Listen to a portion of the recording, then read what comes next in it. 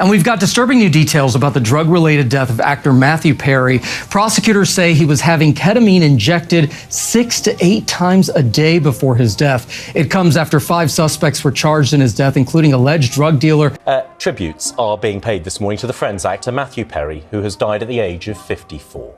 The star who played Chandler Bing in the globally successful sitcom, which was one of the biggest shows of the 90s and noughties, was found dead in his Los Angeles home. While their investigation is still ongoing, federal authorities say they believe they know who was responsible for Matthew Perry's death. In all, 5 people have been charged in connection with the ketamine overdose that killed the actor last October, including doctors Mark Chavez and Salvador Plasencia. Dealer Jasmine Songa, known as the ketamine queen, and Dr. Salvador Plasencia both have pleaded not guilty. The other defendants pleading guilty. So for more on this, let's bring in criminal. US media reports saying he was found in the hot tub. Our reporter Louisa Pilbeam reports.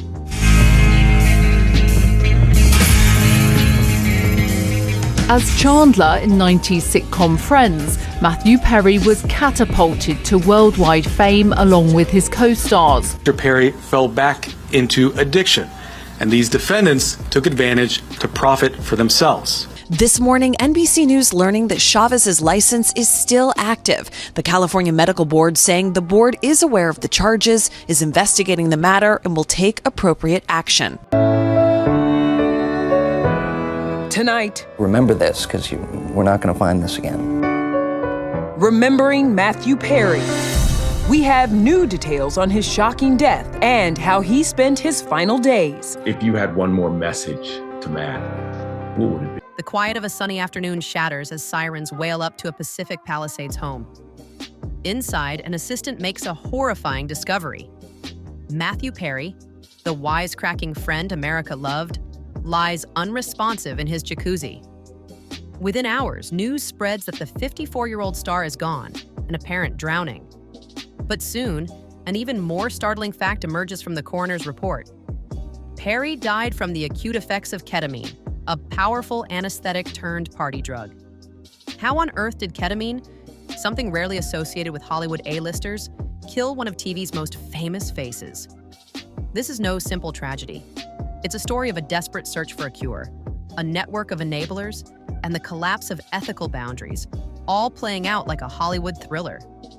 In this dramatic true crime chronicle, we uncover the final weeks of Matthew Perry's life. Well, Chavez has agreed to take a plea deal. Plasencia has pleaded not guilty and posted a $100,000 bond. The judge agreeing to allow Plasencia to keep running his medical practice. A tale blending legal drama, celebrity downfall, and medical ethics failure, to understand how Chandler Bing's last chapter became a cautionary saga. Matthew Perry had always been transparent about his inner demons. Despite making the world laugh as Chandler Bing on Friends behind the scenes, he fought a very real battle with addiction that spanned decades. In interviews in his 2022 memoir Friends, Lovers, and the Big Terrible Thing, Perry laid bare how fame and fortune were entwined with crippling dependencies, first on alcohol, then prescription opioids, and more. By his own admission, he went through 15 rehab stays and innumerable attempts to get clean. Yet by 2023, it seemed like he was finally turning a corner. He had been reportedly clean for 19 months, according to those around him. He even transformed his struggle into purpose, opening a sober living facility and mentoring others in recovery. The public saw a man who had stared down his demons and now wanted his legacy to be helping others more than the jokes he cracked on TV. But sobriety is a tenuous victory, but says he must disclose the charges he is facing. Prosecutors outlining how they believe the two physicians worked together to provide Perry with the powerful anesthetic without a legitimate medical purpose in an 18-count indictment. And Matthew was still grappling with the aftershocks of addiction, depression, anxiety, and the ever-lurking fear of relapse. In search of new weapons to fight these challenges, Perry turned to a controversial but emerging treatment: ketamine therapy. Ketamine, once known mainly as a club drug and veterinary anesthetic, has in recent years been repurposed as an experimental remedy for severe depression and substance abuse issues. Under careful medical supervision, low-dose ketamine infusions can sometimes spark relief where conventional antidepressants fail. For Matthew Perry, This cutting-edge therapy seemed like a ray of hope. Under the care of a licensed physician, he began receiving ketamine infusions to alleviate depression and curb his cravings. By mid-October 2023, he had undergone an infusion about a week and a half before his death, seemingly part of a legitimate treatment regimen. At first, it appeared the treatment was helping. Friends said Matthew's mood had lifted. He was optimistic, focused on pickleball and writing projects, and proud of his sobriety milestone. However, ketamine's effects are fleeting. The drug's therapeutic buzz can wear off within hours, as its half-life is only 3 to 4 hours. And doctors, wary of its risks, tightly limit how often and how much ketamine a patient can receive. For someone with Perry's history, those limits may have felt like chains holding him back from the relief he desperately sought. He began to crave more ketamine than his regular doctor would permit. What started as a medical experiment to heal his mind was becoming, for Matthew, another fixation. As he spoke about feeling better, underneath brewed a dangerous question. What if I could have just a little more? In which they say Placencia met with Perry's assistant, Kenneth Iwamasa, about a month before Perry died, instructing Iwamasa on how to inject the actor with ketamine. Unbeknownst to fans and even close friends, Matthew Perry spent his final weeks entangled in a shadowy quest to obtain extra doses of ketamine.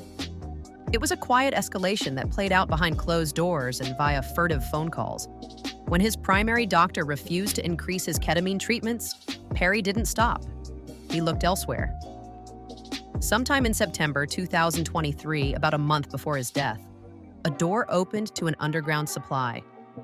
A fellow patient and acquaintance of Perry's, later identified as Eric Fleming, acted as a go-between, connecting the actor with people willing to provide ketamine off the record. This introduction would set off a chain of illicit transactions that Matthew kept hidden from most of those around him. Imagine the contrast. By day, Perry is playing pickleball, meeting friends, and projecting an image of hard-won sobriety. By night, and behind the scenes, he's arranging secret meetings for drugs he convinced himself he needed. According to court filings that later came to light, Perry and his assistant began coordinating pickups and at-home administrations of ketamine from new sources. There were hush-hush rendezvous in parking lots in Santa Monica, where a doctor would discreetly hand over vials of the clear liquid.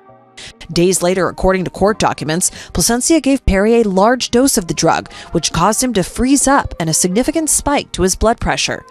Despite the episode, the doctor left the residence after leaving additional vials of the drug for Iwamasa to administer to Perry.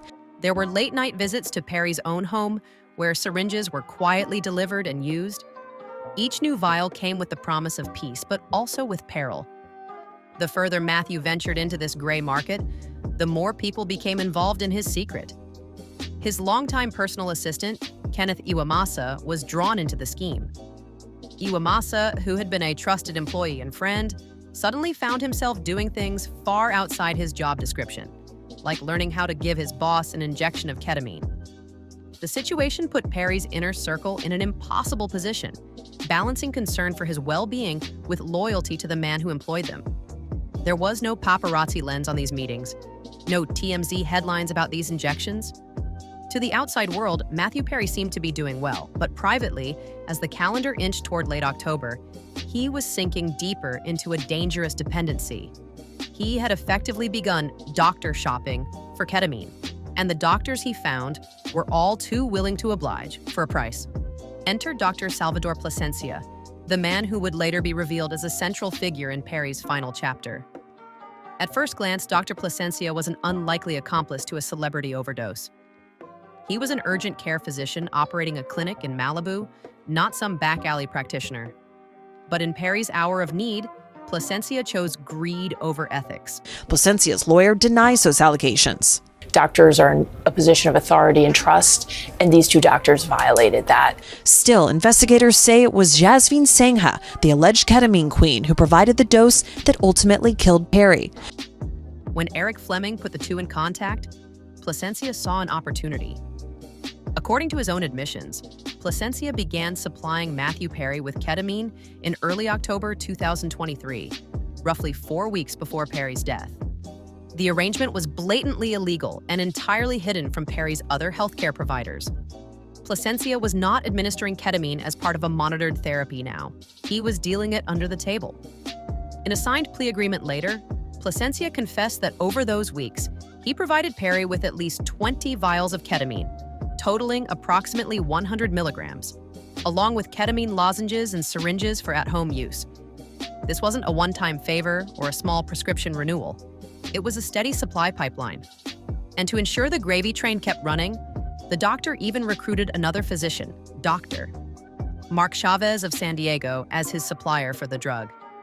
In one text to Chavez that oozes cynical opportunism, Plasencia joked, "I wonder how much this moron will pay," referring to Perry. The two doctors literally met in a parking lot in Costa Mesa, roughly the halfway point between Malibu and San Diego, to hand off ketamine vials destined for the actor. It was a stunning breach of trust. Medical professionals conspiring to profit from a patient's vulnerability. Dr. Plasencia didn't just sell Matthew Perry ketamine. He personally administered it to him on at least 2 occasions. The doctor showed up at Perry's Los Angeles home carrying the anesthetic that Matthew so craved. In the privacy of that home, Plasencia injected Perry with ketamine himself, watching as the actor slipped into the drug's dissociative trance. Another time, they met in a Santa Monica parking lot for a quick ketamine injection in the car, a surreal and risky house call. For each clandestine dose, Plasencia charged steep fees. One tranche of vials was sold for $4,500 cash. To him, Matthew Perry was becoming not a patient to heal, but a payer to exploit. Perhaps the most troubling detail was how Plasencia worked to make himself indispensable to Perry's habit. He wanted Matthew to come back for more. The DEA says Sangha was still running a drug emporium when they raided her apartment earlier this year. The beloved actor had long been open about his battle with addiction and the struggle that haunted him behind the scenes. After that $4,500 sale, Plasencia texted Dr. Chavez eagerly, asking if Chavez could keep supplying ketamine so they could become Perry's exclusive dealers or go-to source. Plasencia also took steps to ensure the drug use could continue even when he wasn't around. During one house call, seeing that the famous actor had an assistant on hand, Plasencia coached Kenneth Iwamasa on how to give Perry ketamine injections safely. He left behind extra vials and syringes, as if they were take-home party favors, effectively deputizing an untrained personal assistant to perform medical procedures. According to court documents, Plasencia later met with Iwamasa privately to hand off even more ketamine, intended for Perry's use. This was a staggering failure of medical ethics. The very person sworn to do no harm had become an enabler of Matthew's addiction. In those final weeks, Dr. Salvador Plasencia blurred every line, turning his back on the Hippocratic oath for profit. He saw Matthew Perry not as a suffering human being in need of help, but as an ATM with a heartbeat. And with each illicit injection, the doctor pushed Perry a step closer to the brink, all under the guise of treatment. When Matthew Perry's lifeless body was discovered and the autopsy pinpointed ketamine as the main cause, law enforcement wasted little time in following the trail of that drug. What unfolded next was a real-life legal drama that exposed all the players in this tragic scheme. In the months after Perry's death, federal prosecutors charged 5 individuals in connection with his fatal overdose. It was a shockingly large conspiracy for a case of one man's overdose, underscoring just how many people had a hand in the supply chain of Perry's ketamine. If you worry that you're having this problem, or you know somebody that is, raise your hand, find somebody who's smarter than you about this, and talk to them, and be honest about it, because the secrets are what kill us. At the center, of course, was Dr. Salvador Plasencia. He quickly became one of the primary targets of the investigation.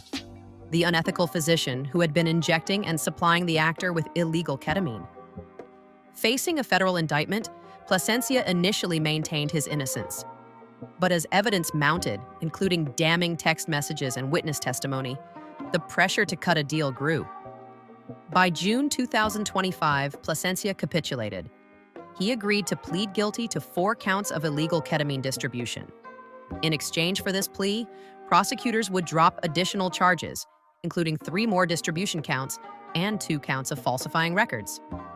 The plea deal does not guarantee him leniency, But it avoids a trial and shows his willingness to accept responsibility. Plasencia now faces a maximum sentence of up to 40 years in prison for these felonies. It's a staggering potential sentence, the price of putting profit over a patient's life.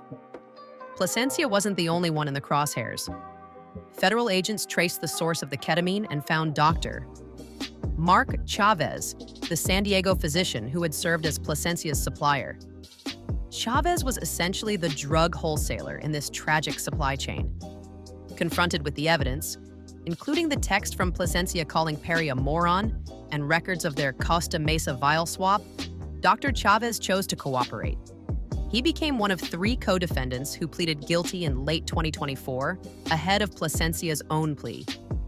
Chavez admitted to his role in illegally providing ketamine that he knew was bound for an illicit buyer, though perhaps even he didn't know initially it was a Hollywood star. His plea likely came with an agreement to testify against any remaining defendants, shedding light on the entire operation. Another key figure was Kenneth Iwamasa, Matthew Perry's personal assistant. It's so sad. And what comes next in these cases? Then? Yeah, that is the question that everybody wants to know. So as the medical board is reviewing Dr. Plasencia and Dr. Chavez's licenses and deciding whether or not to suspend those, 3 individuals have taken, plea deals. But when it comes to Jasveen Sangha, she is the ketamine queen. It's never easy to charge someone who was also a close associate of the victim, someone presumably acting out of loyalty or under pressure from their boss. But the law is the law, and Iwamasa did break it by handling and administering a controlled substance without authority. Rather than fight it, Iwamasa too accepted a plea deal, admitting that he followed Dr. Plasencia's instructions to inject Perry and deliver ketamine on the doctor's behalf. His plea, now public, recounts how he was drawn into this web and confirms the grim details of those secret injections. Iwamasa's cooperation is significant. He provides an inside view of Perry's final days and the direct link between the doctor and the victim. Then there was Eric Fleming, identified as a friend of Perry's who acted as the initial middleman, the one who first connected Perry with Dr. Plasencia. Fleming's involvement was perhaps the most surprising. A friend trying to help, but in doing so, delivering Perry into the hands of predators. Fleming allegedly helped arrange the deals and even served as a courier for drugs between the dealer and the actor. Realizing the gravity of his role, Fleming also pleaded guilty and has been actively cooperating with prosecutors. In a sense, he's a tragic figure, someone who likely wanted Matthew to find relief, yet inadvertently greased the wheels of the deadly scheme. By cooperating, Fleming can at least help authorities piece together the full narrative and possibly earn some measure of redemption at sentencing. With Plasencia's decision to plead guilty in 2025, that made 4 out of 5 defendants who admitted guilt in the Matthew Perry case. Each of these plea agreements came with the expectation that these individuals would testify truthfully about what happened, further tightening the noose on the remaining holdout. And so the stage is set for the final chapter of the legal battle. One last defendant, standing alone against the tide of evidence. This morning, a new step towards accountability for the death of actor Matthew Perry. Dr. Salvador Plasencia, one of several people authorities say is responsible for providing ketamine to Perry, is expected to plead guilty to 4 counts of distribution of the drug, almost 2 years after the beloved star's shocking overdose. Tonight, there's news in the case involving the death of actor Matthew Perry. You'll remember he died of a ketamine overdose in October of 2023. Tonight, the Justice Department now saying Dr. Salvador Plasencia, one of 2 doctors accused of supplying the actor with the drug, has agreed to plead guilty to 4 counts of distribution of ketamine. The charge carries a maximum sentence of 40 years in federal prison. Ketamine felt like a giant exhale. I would disassociate, see things. Oh, there's a horse over there? Fine, might as well be. The doctor accused of giving Matthew Perry access to ketamine in the weeks before the actor's overdose death has agreed to plead guilty. Dr. Salvador Plasencia will plead guilty to 4 counts of distributing ketamine, federal prosecutors said. According to text messages shared with prosecutors from Dr. Mark Chavez, a doctor who already pleaded guilty in the case, Dr. Plasencia called Matthew a moron and wondered how much he'd be willing to pay for the drugs. Investigators in Matthew Perry's death case say the Friends star took 27 shots of ketamine in his final 3 days. We blame the drug dealers. The just-dropped Peacock documentary, Matthew Perry, A Hollywood Tragedy, pieces together a timeline of the actor's last hours alive. His live-in assistant, Kenneth, administered the final 3 doses. Have you heard from the Perry family at all? No. We begin right now with breaking news. A doctor charged with giving Matthew Perry ketamine in the months leading up to the actor's overdose death has agreed to plead guilty. Dr. Salvador Plasencia has agreed to plead guilty to 4 counts of distributing ketamine. 3 other defendants already agreed to plead guilty. Mr. Perry fell back into addiction, and these defendants took advantage to profit for themselves. While Perry was still receiving prescribed and medically supervised treatments at the time, law enforcement says his fatal ketamine doses were obtained via drug dealers and enablers of the well-documented addict. While her co-conspirators fell like dominoes into plea deals, one person continues to declare her innocence. Jasveen Sangha, a woman the authorities have dubbed the ketamine queen. In this dark narrative, Sangha is portrayed as the big supplier, an alleged drug dealer who operated on a different level, moving ketamine through Los Angeles' elite circles. She is accused of providing the very dose that killed Matthew Perry. In other words, if Plasencia was the immediate hand that injected Perry, prosecutors say it was Sangha's product flowing through that syringe in the end. The nickname Ketamine Queen conjures an image of a figure who ruled an underground trade in this drug. And indeed, investigators describe Sangha as a major dealer whose clientele likely extended beyond just Perry. It's suggested that she was known in certain circles for being able to get large quantities of high-concentration ketamine, a one-stop shop for those seeking the powerful anesthetic outside hospital walls. For Matthew Perry, struggling to get enough ketamine legally, crossing paths with the Queen could have seemed like hitting the jackpot. Tragically, it was a poisoned prize. Unlike her co-defendants, Sangha has pleaded not guilty and refuses to cut a deal. She maintains that she did nothing that makes her responsible for Perry's death. Whether she's claiming she never directly sold to him or that she didn't know her product would be misused by a celebrity remains to be seen. Those details will likely emerge in court. What we do know is that Jasveen Sangha now stands as the sole remaining defendant in the Matthew Perry case who hasn't admitted wrongdoing. All eyes are on her upcoming trial, slated for August 2025. The trial promises to be high drama. Federal prosecutors have an array of witnesses ready, including Dr. Chavez, Kenneth Iwamasa, and Eric Fleming, all prepared to testify about how Sangha's ketamine made its way to Perry. They're likely to paint Sangha as the final link in the chain, the source who knowingly supplied large quantities of ketamine for illicit use. The nickname Ketamine Queen will surely be repeated in court for effect, emphasizing how central she allegedly was in the black market supply. From her side, we can expect a robust defense. Perhaps Sangha will argue she didn't directly hand anything to Perry, or that she was just a legitimate seller of ketamine for authorized uses and that others misused it. It will be a tough case, given that 4 others have already pointed the finger, and there may be digital trails, messages, payments, linking her to the transaction. The stakes are life-changing for her. If convicted, Jasveen Sangha could face a prison sentence on par with, or even exceeding, Dr. Plasencia's, especially since the charge involves a death. For now, Sangha remains behind bars, awaiting her day in court. In contrast, Dr. Plasencia, having struck his deal, was allowed out on bond pending formal sentencing. That image alone is striking. The doctor who admitted exploiting Matthew Perry walks free for now, while the alleged big-time dealer who denies it sits in jail. It's a reminder that in the justice system, everything hinges on strategy. Plead guilty and cooperate, and you might see daylight. Stand firm for trial, and you trade that for a chance to prove your innocence or risk a heavier punishment. The Ketamine Queen has made her choice, and the final act of this legal drama will be hers to play out before judge and jury. As this case marches toward its conclusion, the legal implications extend beyond just these 5 individuals. It's a rare and high-profile example of prosecutors holding drug suppliers accountable for the overdose of a celebrity client. In recent years, authorities have increasingly pursued what are sometimes called Len bias cases, named after a basketball player who died of an overdose, where dealers are charged in connection with a customer's death. The Matthew Perry case is now squarely in that territory. A famous victim, a deadly outcome, and a chain of culpability leading back to those who furnished the fatal substance. From a legal perspective, Dr. Plasencia's plea deal is particularly noteworthy. By pleading guilty to 4 counts of ketamine distribution, he faces up to 40 years in federal prison. While it's unlikely he'll get the maximum, defendants who accept responsibility and assist typically receive less, the specter of decades behind bars looms over him. The judge will consider the egregious nature of his conduct, not only breaking drug laws but abusing his position as a physician.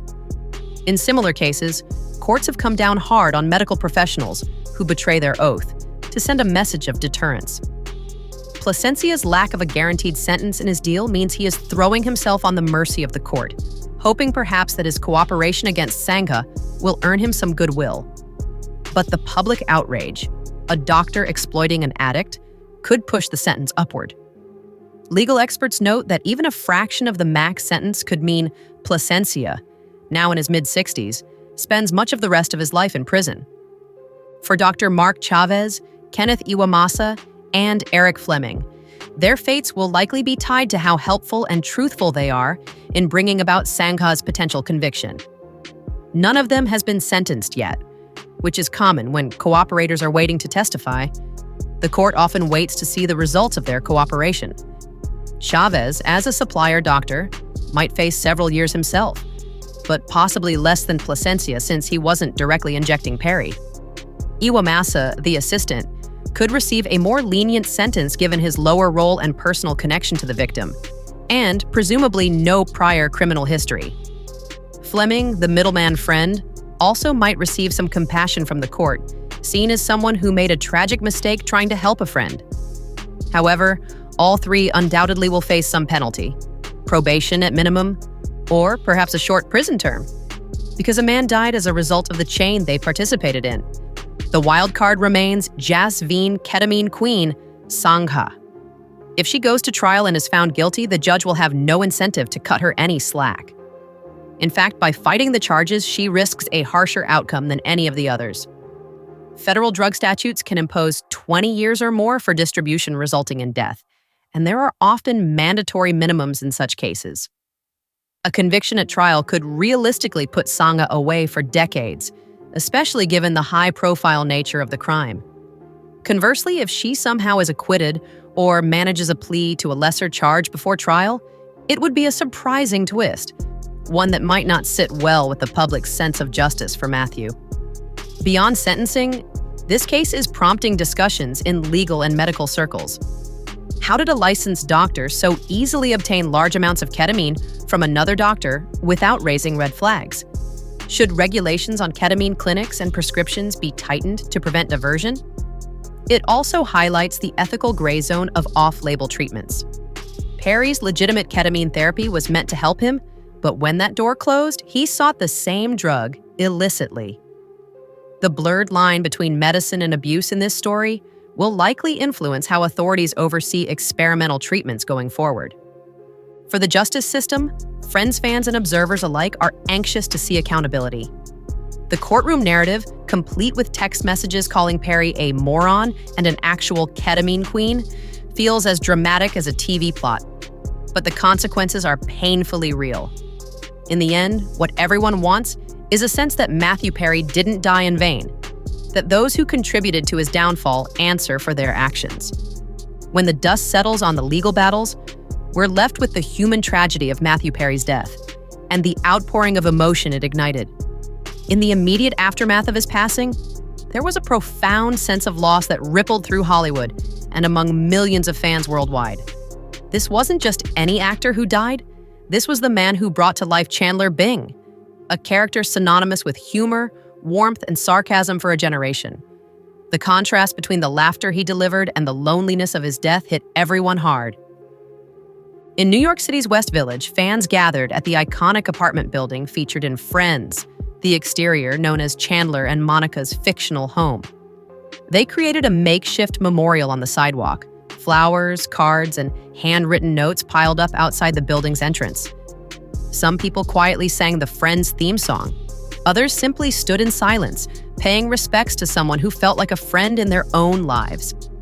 It was a poignant scene, strangers united by grief, commemorating Matthew Perry in the shadow of the place where Chandler Bing lived on screen. In Los Angeles, similar tributes appeared near Perry's home and at local pickleball courts he frequented. The message was clear. Matthew's struggles and tragic end had touched a nerve far and wide. His colleagues and co-stars were equally devastated. The remaining 5 members of the Friends main cast, Jennifer Aniston, Courtney Cox, Lisa Kudrow, Matt LeBlanc, and David Schwimmer, released a rare joint statement as they mourned their brother. "We are all so utterly devastated by the loss of Matthew. We were more than just castmates. We are a family," their statement read, capturing the depth of their sorrow. They spoke of processing an unfathomable loss and expressed gratitude for having been able to share 10 incredible years with him on set. "This truly is the one where our hearts are broken," they concluded, poignantly referencing the style of Friends episode titles to honor their dear Maddie. Other friends and former co-stars echoed the shock. Maggie Wheeler, who famously played Chandler's on-and-off girlfriend Janice, wrote, "The world will miss you, Matthew Perry. The joy you brought to so many in your too short lifetime will live on." Selma Blair, Hank Azaria, and many others who knew him from various projects shared personal anecdotes of Perry's kindness and humor, painting a picture of a man who was so much more than his struggles.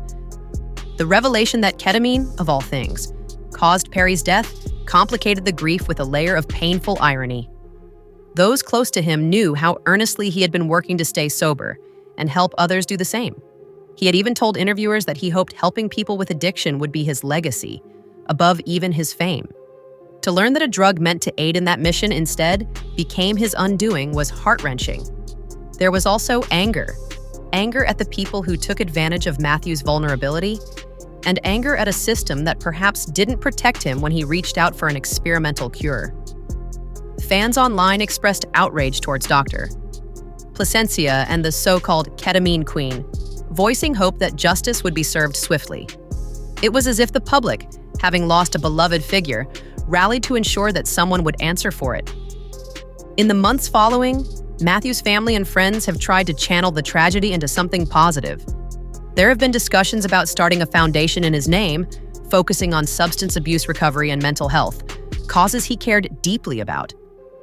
His death, as tragic as it is, sparked conversations about the dangers of unregulated therapies and the need for better support for those in recovery. If even someone as wealthy and well-connected as Matthew Perry could fall victim to unscrupulous dealers and misguided treatments, what did that mean for others out there quietly fighting the same fight? His story has become a sobering cautionary tale. It highlights how addiction can transform even hopeful treatments into hazards when not managed ethically, and it underlines the importance of seeking help from trustworthy, reputable sources. In the end, Matthew Perry's life will be remembered for the smiles and laughter he gave to millions, as well as the honesty with which he confronted his personal battles.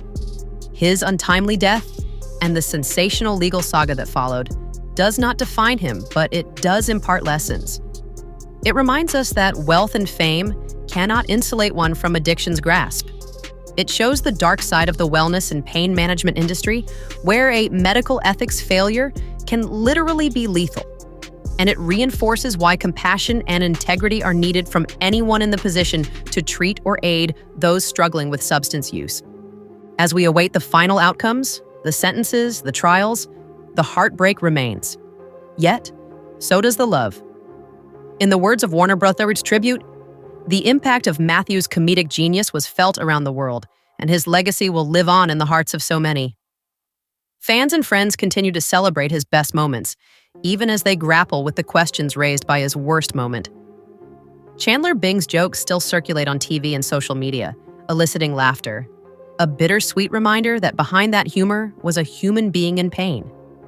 This dramatic story of Matthew Perry's final chapter is one of talent and tragedy colliding.